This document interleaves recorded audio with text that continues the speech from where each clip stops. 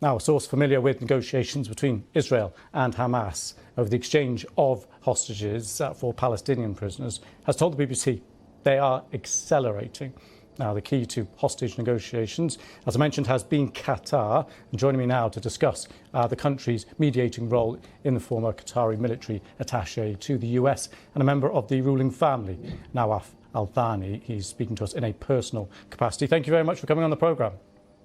Thank you for having me. So first of all, just can you explain what is the role of Qatar here?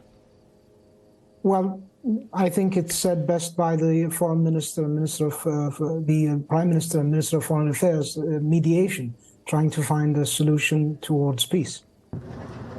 And do you think the events that we're seeing in the last couple of hours, this intensification of airstrikes, this expanding of ground forces tonight, do you think that makes any difference?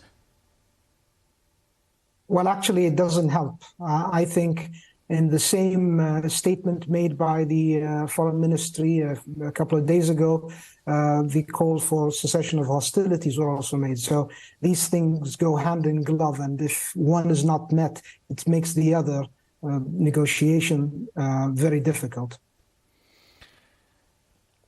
And in terms of status, clearly, we find out the last 4 hostages to have been released. The process of finding out what has happened has been a social media statement released by Hamas, then some verification from an intermediary, someone independent working to actually physically move the hostages out, and then confirmation from the Israeli side or some other government. Is that how you would expect any future hostage situation to unfold?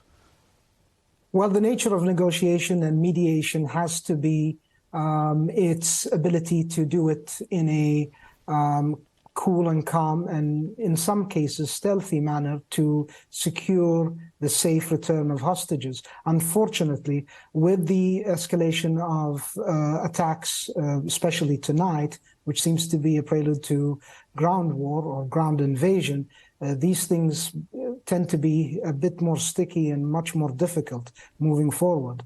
Now the Israelis have a choice to believe in the Qatari approach of mediation and see the actual results, the tangible results that have already been achieved as a way forward, or they can choose the path that they're on right now. And unfortunately, it seems that they're choosing to go the latter route instead of the former. Okay. Hamas is prescribed as a terrorist organisation by the US, by the UK, by many others. How does that influence the negotiations and specifically the role of Qatar? Well, Hamas is obviously viewed by the international community, by the United Nations, as not a terror organization. Now, semantics really can't play a role in mediation. And the question of how you get the mediation to succeed is the vital question, I think. And part of that is having a cessation of violence.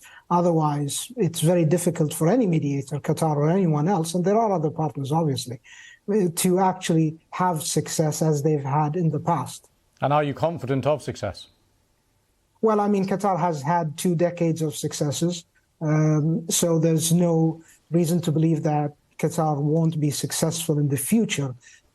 But other,